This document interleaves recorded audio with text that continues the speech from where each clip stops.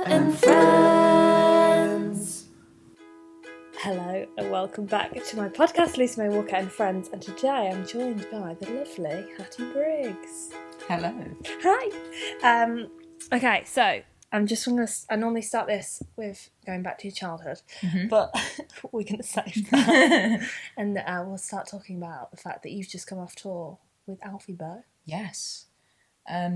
What the hell? It was a whole month's worth of tour, like mid March to mid April. All over the UK. It is a long time. That's the longest tour that I've done. Quite a way. We were away for 33 days. Wow. From home. Didn't go back once. And it was 21 gigs. Started off in Cardiff, and the last show was at the Albert Hall. Which was so amazing. Oh my God, what a dream to play. It was. And you know what's weird is that I remember doing some like really small radio interview like 4 or 5 years ago, just when I started out, when I went full time. And I think the last question that they said was like, where do you want to be in 5 years' time? And I remember saying like, oh, it'd be so cool to be able to play the Albert Hall. Oh my God. And literally exactly 5 years later, that's crazy. we played the Albert Hall. It was just so nuts. And for people that don't know, how did the tour come about? Well, I feel like people do know. But... They probably do. I was busking through the lovely Buskin London. Fabulous.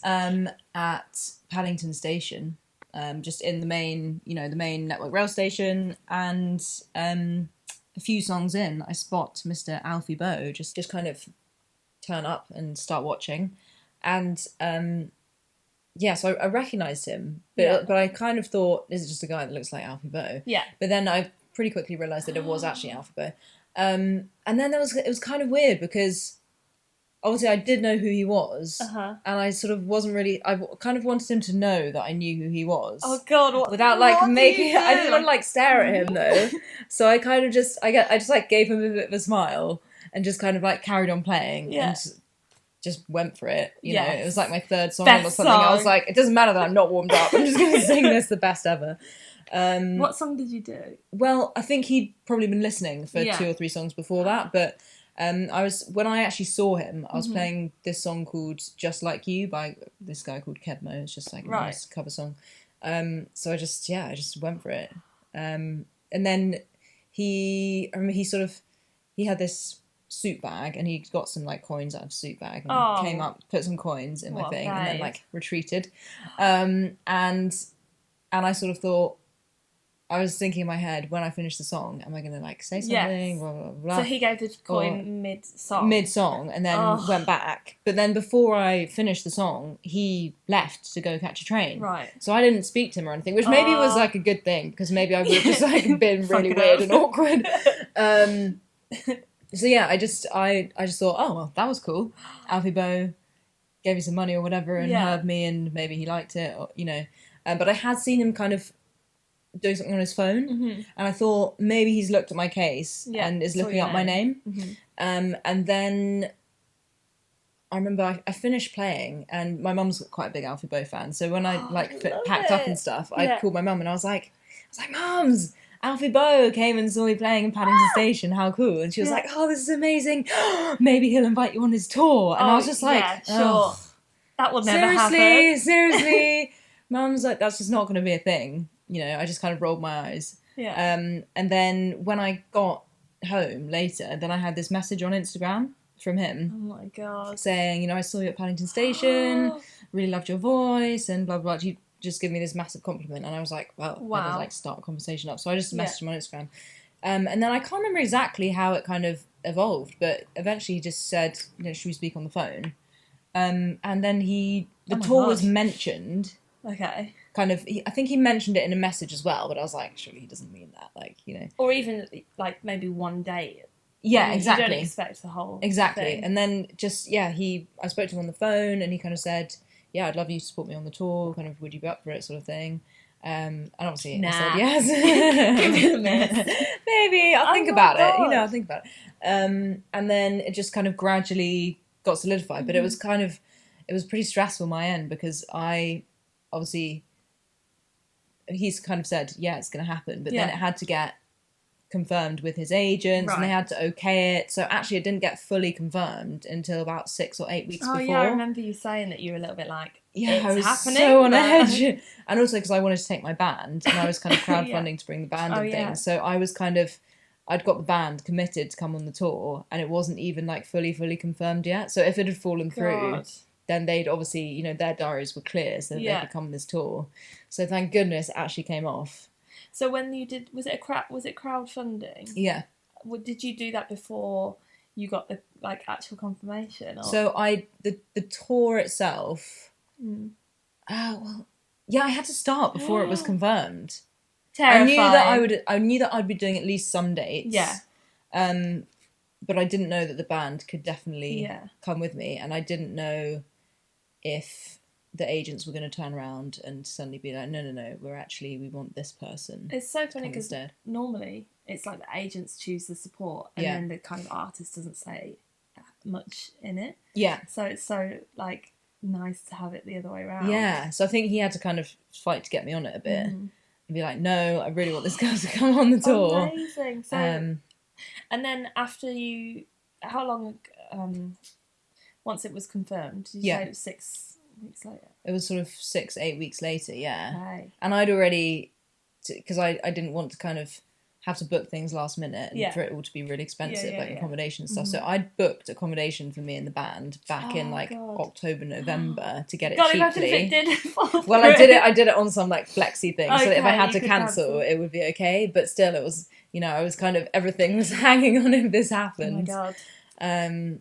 But then it was fantastic. I couldn't really have like asked for more. So good. And did you bought a van? Is that right? Yeah. So with the crowdfunding money, the... yeah. Well, obviously we were gonna all have to get around somehow, and either we were gonna have to take James, our sound guy's van, and then my car, right? Or we were gonna have to rent a van or whatever. But when I looked up kind of how much it actually cost to rent a van for over a month, it was gonna cost me so much anyway. It was like, we might as well just buy a cheap van that I can keep, and then we've got it for future tours. So my guitarist Matt, he's like really into cars, and he loves Japanese cars, so he was kind of sending all of these links on eBay, like, ooh, how about this one, and we went to look at a few, and we ended up getting this really cool like Honda step wagon import thing, which is it's really cool. I see it. And so we all went round in that. It was really comfy.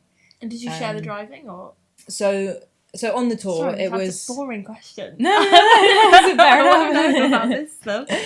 So there were 4 of us on the tour in my group. Okay. So me, my cellist, backing vocalist Jasmine, Matt, who plays guitars, and also James, our sound engineer. Oh, so you had your own sound? Yeah. Okay. Was that requested from them, or you just... Well, I knew that if because he invited me solo, and then I said, could I bring the band? And they said yes. If I said kind of, can you do our sound as well? For that, it's obviously much more complicated for a band rather than just one person. So, and also I wanted somebody who really definitely cared about what we sounded like and was going to take the time over it and all that. So James I'd worked with before, and he's a really good guy, and he said he'd come along and do it. Wouldn't even think about doing that. I'm so glad we did. So yeah, anyway, I because the 2 boys, they both drive and were happy to do that, so it just kind of saved me a lot of energy. Yeah, they basically shared the driving, great. And occasionally after a gig, if they'd like had a few beers or whatever, then I'd drive back to the hotel. But yeah, they basically shared the driving, which was so good, because I find with touring stuff, driving so often the thing which is the most exhausting. When I did my headline tour, it was only like 4 days. No, 3 days, for God's sake. Yeah. And I was going to drive. I would have been so exhausted, because you're the one that's like, everyone's kind of, you know, doing their bit, but you're the artist. So but also really because you have to, obviously you're playing the gig, but you're having to sound check as well, and you're having to kind of socialise and sell your merch and all that stuff. That is quite exhausting. So then, and driving, I think the reason driving is so tiring is because you're just always concentrating so hard. Yeah.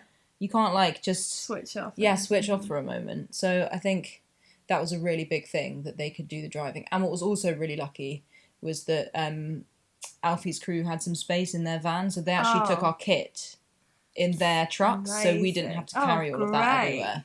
Thank goodness, because carrying all of that stuff into a hotel each night would have been... Because you can't leave it. So much. I mean, we had to bring Jasmine's cello because it was kind of too expensive to put in a truck. But it was just like that and our clothes and stuff. So how was the actual tour? It was so good. It was dreamy. It was really dreamy. Yeah. Like, it was... Cardiff was the first day? Cardiff was the first day. We had 2 dates in Cardiff. Oh, nice. To start off, which was quite nice because, one, it's not too far from where my mum lives. So Okay. one of the second night we just stayed at my mum's. But also just having 2 nights in one place to settle at the beginning was just quite nice, and be able to play with the sound a bit and get that right. Were you nervous? So I was, but not kind of ridiculously so. Yeah. I mean, all the venues on the tour were kind of, I'd say the smallest capacity was about 1,500. Oh my god. And the biggest was the That's Albert enormous. Hall, which was, well, the biggest was like 5,000 or something in the Albert Hall. But it's funny, like, because they were all kind of theatres and Wow. symphony halls and opera houses, all those kind of things. Same with what. Even though it's big capacities, they feel quite intimate. Yeah, so 2 nights in Cardiff and then headed up to Llandudno. Well done. No idea if that's right. And then from there, it was kind of a bit of a nuts leg of the tour, because then we kind of had like Glasgow and then back down to, where was it? Like Blackpool or something, and then back up to Edinburgh. It was like it was a bit like that for a few days, but then the next bit was much more chilled. Yeah. And we did have a few which were 2 nights in one place. Like, there were 2 nights in Birmingham, there were 2 nights in Manchester. Nice. And there was, like, the second half of the tour was pretty chilled as far as kind of scheduling of locations was. So that was really nice. Also, we had so many days off. We had, like, the maximum number of dates in a row was 2 days. So we'd have... We had loads of days off for kind of travel days and just to chill out a bit. Which is nice. Which is pretty nice. So it didn't feel too full on, actually. And their whole team were so lovely to us and really kind of just accommodating and helpful and like almost just more helpful than you would expect. Do you know what I mean? Like, there's nothing more you can do for me, honestly. Like, I'm absolutely fine. Because we were saying that that's not the norm with big tours. Like, should be like that, but you're kind of forgotten about. So I think quite often. I mean, this is the first big tour I've done. Yeah. But Matt, my guitarist, he's done a lot of these kind of big tours and one's much bigger as well. And he's kind of said, be prepared to kind of be like, feel as if you're a bit in the way and to like not really be given the time of day, and be prepared also for half of the audience not to be in the room when you play because they're coming in for the main act or whatever it is. And actually, like, none of that happened. Wow. Like, everyone was so lovely to us. And just, kind of anything that we were worried about or anything that we needed, or if we needed more time or if we needed, nice. help with fixing stuff. Yeah. Or, like, one day my piano pedal, like, stopped working or whatever. God. And, Did it? Well, luckily... James, our sound engineer, is also an electrician, so he managed to fix it later. But until he did that, I know he's really great. But before that, Punky, the guy who was like the stage manager, he was like going backstage to like find us an extra thing and trying to fix this and that, and just they were just such lovely people. And did you see Alfie a lot? Did you? Yeah, I mean, not kind of loads, but if he was around, he'd always say hi. He was just like really nice and sweet, and also, as well as doing my set each night, I also would come on to do a duet with him as well. I saw that. Yeah, which was so cool because one of his songs? It wasn't. No, it was a cover. It was a song called Wagon Wheel, a country song called Wagon Wheel. Okay. How did that happen? Like, how did that conversation happen to? He just kind of said from the beginning, like, it'd be great if you'd come on and do a duet with me as well. And I was just like, yeah, sure. Oh my god. And I could kind of thought that also, if people hadn't been in the room for our set, because we're obviously opening, then at least they would see me in his set as well. But actually, everyone was pretty much in the room for our set anyway, so it was just like a double bonus. Were they quite did they listen, or was there like chatting? They really did. I mean, it was quite like, the audience wasn't like a rowdy audience. It was very chilled out. Can't imagine.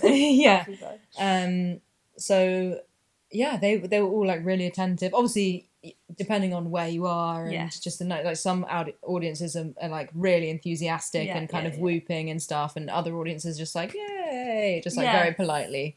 Sometimes they're so quiet that you're like, they don't like it. Yeah, but they're actually just like listening to you. Yeah, it freaks exactly. you out. Yeah, you can never quite tell. but yeah, the audiences were great, and doing a duet was just, I don't know, it was just special to just kind of come on and just do that. I don't know, like who does that. And also what was so cool actually, which I was not expecting, was my birthday was like the third night to the end or something. We were doing a gig. Thank you very much. We were doing a gig in Southampton. Yeah. The night of my birthday, and I hadn't like told Alfie that it was my birthday or like said anything to anyone. Yeah. But I came on stage for the duet the second time. Wow. And they started like playing, and I was like, I don't recognise this song. And suddenly Alfie like burst into singing Happy Birthday, and I was honestly so shocked. I was just like, oh my god, because they didn't kind of start it the way they started it, like in more of a like tuneful way than like playing Happy Birthday. So I was kind of like, have they changed the song up and not told me? And I had my guitar ready to play, and I was like, what are they doing? And then suddenly he starts singing Happy Birthday to me, and I was just I was just so touched. That's so nice. That was really sweet. Was there like a specific highlight of the tour? I mean, there were a few, but I'd say playing at the Albert Hall's got to be kind of the one. Also because me and my band were all based in and around London. Yeah, so not only was it the biggest audience and the most prestigious venue, but it was also the gig where all of our families came, and you know, friends were there, and also, you know, I have a decent fan base in London, and loads of my fans came along as well to the gig. So literally, like, as soon as we walked on stage, we could just feel like the love in the room, and like all of our, like, everyone who knew who we were was like whooping and gave us like the biggest entrance. And that was like the last date of the tour. That was the last date of the tour as well. So it was just like the response was so amazing. Mm-hmm. And also they'd left the lights up in the room, like a little bit, like half up, so that if people were still coming in to their seats, they could see, which is actually so nice because we could actually see the audience and like see their faces and like the reaction. Do you like that? I'm not sure. Well, it depends on the gig, but that gig, because it was such a warm audience. Yeah. And people also, you know, Alfie's fans, there were people on that tour, they came to like 6 of the gigs to see him. So people by that stage knew who we were. And there were a couple of guys who, they were sitting near the front. They'd come to the Brighton Dome the night before to see Alfie. And they'd loved our set so much that they then bought tickets for the Albert Hall the next night to see us. Oh my god. Which was amazing. So they were sitting like right there, and they were obviously really loud. Yeah. And you know, I could see some of my friends up to the left, and it was just, it was so great. I wish I was there now. It was just such a nice vibe. And actually, like, when we finished, we got a standing ovation that night, which was... No, I would have cried. It was like almost too much. Yeah. Oh no. I feel like I'm welling up just the thought of it. It was amazing. Yeah, it was awesome. So what has come from that? From that whole tour? Yeah. I'm sure you probably don't even know what's come from it yet. But you'll probably get so many opportunities from that. Yeah, it's kind of a mixture of things. I guess just like during the whole tour, because of the publicity and more people seeing me, obviously, you know, people buying my albums and downloading me, and all of that's gone up a lot, and you know, people listening on Spotify, all of that stuff's gone up. Also, I managed to, because it's a good story about Alfie seeing me busking and stuff, somebody managed to get me a slot on BBC Breakfast TV before the tour. Yes, I saw that. So obviously, like, that's a huge audience. Wow. Like, that's the biggest, you know, like, promo thing that I've ever done. Yeah. So after that, like, the number of people who got in touch and bought CDs and all of that was amazing. So and then it was quite funny because during the tour, quite a few people came up and they were like, "Oh, we saw you on the TV before the tour." But people were getting confused about what they'd seen me on. So they were like, "We saw you on Lorraine." And I was like, "No, don't think you did." But okay, sure, we'll go with that. But they knew they'd seen me on something, which was quite sweet.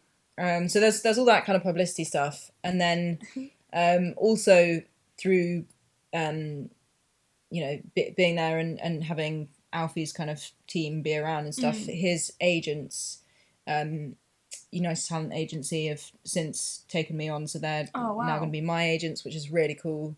So they're just kind of starting to do some bookings and stuff, which is obviously exciting. Like, good, really good step. And then there's kind of, the most recent thing is that we've managed to get a Radio 2 session that's happening. Joining the Radio 2. The Radio 2 fan club. Woo, buskers. So yeah, that's happening. I guess that will be just before this comes out. Yes, this goes out on 1st of July. It would have been yesterday by the time people are listening to this. It went so well, hopefully. And for that, you're doing, is it 2 songs? Or? Yeah, so it's the Michael Ball show on Sunday the 30th of June in the morning. Michael won't actually be there. I don't know where. Maybe he'll be touring with Alfie. I don't know. Yeah. But anyway, so Richard Madeley's going to be the one who's doing the chat and the interview and stuff. Richard and Judy. Yes. That's how people... Indeed. Well, that's how I knew who Yeah, exactly. And we have to play, a cover and an original. So we're playing my song Just Breathe as the original, which was the song which kind of went down the best on the tour and made everybody cry, so that's good. Perfect. And then as the cover, we're doing this song by Tom Walker called Leave a Light On. Yes. Which is just a really great song. And I've also kind of recorded an acoustic version of it. Great. That is out now on like Spotify, iTunes. To hear that. Yeah, it's cool. It's just kind of acoustic guitar, electric guitar, but cello and some backing harmonies and stuff. And it's quite different from the original. So hopefully people will like it. But we're playing that as well. So if I can imagine what it's going to sound like in my head, I bet it will get like played on like Love Island and oh, I hope so. Yeah, that's what they love a cover, don't they? Do they? Pitch it to them. Well, I have no idea who the person to pitch it is to, but yeah, I'll be there. Made in Chelsea. Made in Chelsea, yeah, definitely. That'd be great. And you just released a single with Joe Dolman, right? Yeah. So Joe and I, did a duet. We kind of reworked a much older song of mine. When I say reworked, like the only thing that is the same, like lyrically, is like 2 lines or something. Right. And we kind of made it into a more like a bigger kind of ballad and with lots of harmonies and nice. Yeah, I heard it. It's great. Yeah, thank you. It's that came out. When did that come out? March or something? I think March or maybe end of February. You were on the tour, right? No, it came out before the tour. Maybe it came out in February. But yeah, that's been great. The only problem with releasing a duet is obviously you can't play it at a gig unless that person's there or unless you have another bloke in your band who has the same kind of vocal range. So I haven't really, since playing it with Joe ages ago in December, at one of his gigs, we haven't managed to play it live. Maybe you could like do a video of him doing it. Yeah, just have him recorded and but yeah, that was really cool. And it was great to work with Joe. He's doing super well at the moment as well. So I saw him. This is not his solo stuff that he plays for Billy Lockett as well. Yeah. He was on the ELO tour. Yeah, that they did, which is so crazy. Cool. Massive venues. I've actually messaged him to see if he would write with me, and but I didn't realise he's not based in. No, he lives in Leamington. Because you went to write with him, didn't you? I remember you saying it was really far out. Well, we recorded in Coventry, which is where his kind of producer is. Right. So back to how we know each other as busking. Yeah, that's true. Actually, away from that at the moment. I have a little bit. Yeah, just because I'm sort of in the stage of. So I've got these agents who are now doing work with me, and they're also kind of helping me to find management at the moment. And, nice. And also with the kind of the gigs that they're trying to organise and stuff, they've sort of said, hold off the busking for a little bit, just because we want you to kind of be like a bit, what's the word? Mysterious and enigmatic or whatever. Do you know what I mean? We don't like if you're like really available, just so people can come and see you anytime busking or whatever. Yeah. Then it's just not as kind of special that you're doing like a headline show or whatever. So they've kind of said to hold off for now, which is cool. Well, I'm sort of doing okay because of like selling CDs and things on the tour and stuff. So you've made money from that. So I made like a bit more than breaking even, which was pretty amazing actually. I wasn't expecting like I was hoping that I'd just about break even, and I've made like a little bit more, but not much.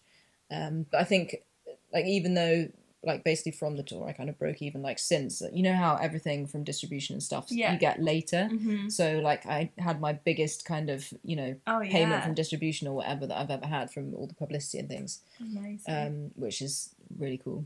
Whether it will like stay that way, I don't know. Fingers crossed. But I think when you've got such a buzz around you now that you need to like keep, what is it, like riding the wave, momentum. Try and keep the momentum up. I mean, I was going to do one of those Paddington Merchant Square I saw that gigs actually the other day, but it was such bad weather that day that it got cancelled. But I'm supposedly doing another one in August, but it's kind of it's like kind of busking, isn't it? But it's kind of not at the same time. Recently. It's basically busking. It's kind of busking, it's basically busking. So that's I've got that, but I'm hoping I'm going to have a headline London show in September. Okay, nice. Which actually it'll probably be announced by the time this comes out. So let me know if not. I'll edit this. The agents are organising hopefully 3 shows for September.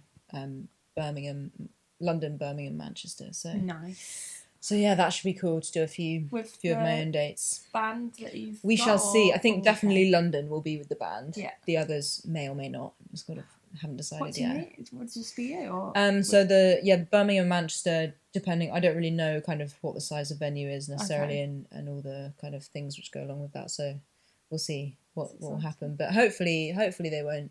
Hopefully the other 2 won't be solo, but maybe they'll be duo, maybe they'll be trio. We shall see. It's exciting. Yeah, it's cool. And do you have any more music coming out this year that you can tell us about? Oh. I do have some in the making. So obviously I've got the Tom Walker song, which will be out by the time this comes out. But then I've been writing a fair bit actually recently, and I've got probably in time for the tour in September. There'll probably be a single with a B-side that will be coming out.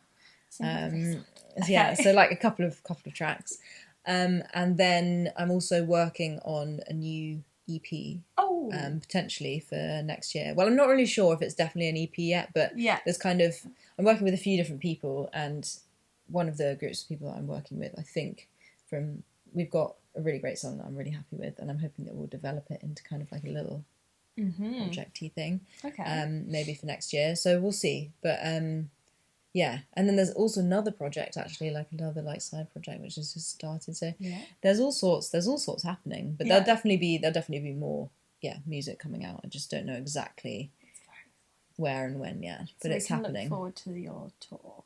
Headline show in September. I can't wait actually. And if you can say, because I can't even answer this question, do you have like a dream or a goal for like a couple of years' time, or for the next 5 years? Where do you want to be in 5 years' time? Wembley Arena, darling. Well, that would be pretty cool. You never know. Yeah, exactly. Actually, I wouldn't have necessarily expected the Albert Hall to happen. I guess as long as I keep progressing and being able to play bigger and bigger venues and keep writing stuff that I'm really happy with, that's kind of the main thing. But I guess it would be nice to get to a point when I'm having some more like regular radio play and also like conquering the Spotify, playlists and all of that. It's not easy, is it? It's such a saturated kind of market, but all that stuff's kind of gradually getting there. So as long as I like stay on the same kind of progression, then I'm happy really. Are you playing any festivals? I'm playing. Oh, actually, it will have just happened also. But there's a festival in, is it Sussex or Hampshire? I don't know. Anyway, this festival called Fringe, which is Petworth Fringe Festival. Okay. That I'm playing on the 28th of June. Nice. And then am I doing anything else? Like, I'm doing the Wembley Park Buskin London Festival. It's on the Saturday, July 20th? Yes. July 20th, is it? I'll be there as well. Nice. Nice. So I think, I don't know what the schedule isn't done yet, but yeah, see you there, 20th of July at Wembley Park. I'll be playing with the band, and that should be cool. And then apart from that, I can't remember if I'm doing any other ones. To be honest, I haven't really gone big on festivals this year. Yeah. I was sort of waiting to see what happened with the whole tour and agents and things. Hopefully next year, now that these agents are on board, I'll hopefully have some festival slots. But okay, I feel like I've gone through it. I was going to go to your childhood, but I feel like Can't be bothered. I mean, it's quite a long story, isn't it? The whole childhood scenario. I feel like the past year for you has been so exciting that we've chatted enough, I reckon. Yeah. Cool. So if anyone wants to find you, your name is Hattie Briggs. It is. What's the best Instagram or Instagram? I'm at Hattie Briggs Music. Lovely. Same on Facebook.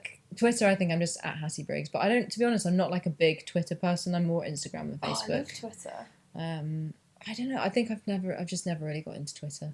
But also I have a website, hattiebriggs.co.uk. Great. So people and obviously Spotify, iTunes, all of that. Malarkey. Yeah, you can find me. Thanks very much. Not at all, thank you. We did it! A big thank you to the lovely Hattie Briggs for coming in and chatting to me.